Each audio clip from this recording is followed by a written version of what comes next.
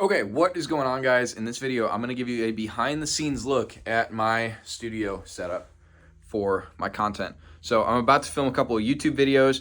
I want to just walk you through the setup, show you how everything works and how it's all connected together. So without further ado, let's get into it. You can see right now, so this is my chair. And when I'm sitting in my chair, this is what I see. And this is basically what it ends up looking like. So what I've got going on here is, number one, let's look at the camera. So this is a Sony FX3 with a Sigma 24-70 on there. And what I'm doing is I'm using an HDMI cable out into this Atomos Shinobi monitor. I love this monitor because it's a much bigger view of what's happening in the camera, so it makes it way easier for me to see myself, make sure I'm positioned right, be able to check my framing and everything, make sure I don't look like an idiot. It's great.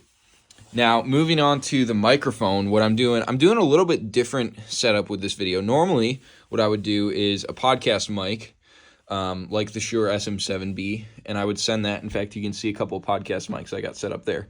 But I would send that podcast mic into this Tascam recorder. And so the audio is actually going to record separately from the video, and my editor will just piece it together in post-production. But today, we're trying this mic here. This is a Rode Video Mic NTG.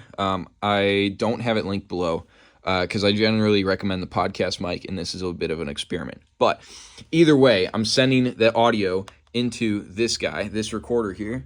What's up? And we're using this to record the audio. It's way better than recording into your camera because you get way more flexibility in post.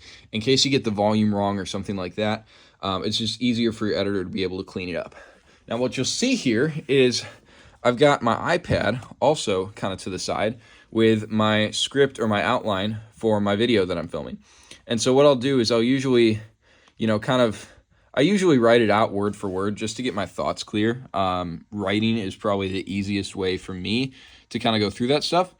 But oftentimes I'll kind of change it up when I'm actually delivering to camera just to make sure it's more natural. And the last thing I'll show you here is my light. So you can see I've got this. Which light is this? Let's see. So this is an Amaran 200X. Now the cool thing about this one, watch this. So I can change the temperature on this light if I need to match ambient light. So you see in this room, I've just got the window open and I have all the lights in the room turned off. And so right now, this light is set to like a white daylight. But if I was inside and maybe I needed to keep the lights on for some reason, then I might do it kind of a warmer 2700 or 3200 Kelvin. And you can see there's a lot of control on the output on this light. I don't know how much you can see because I'm shooting on my iPhone. And the iPhone's pretty good with this kind of stuff. So that's light number one. And this is what's lighting up my face. So if we go down here again, zoom in on that monitor. There we go. So that's what the shot looks like right now. Now, the background is a little bit dark for my taste. And so what I'm going to do is I've got this light that I'm going to also turn on. And this light is just on very low power, lighting up the background.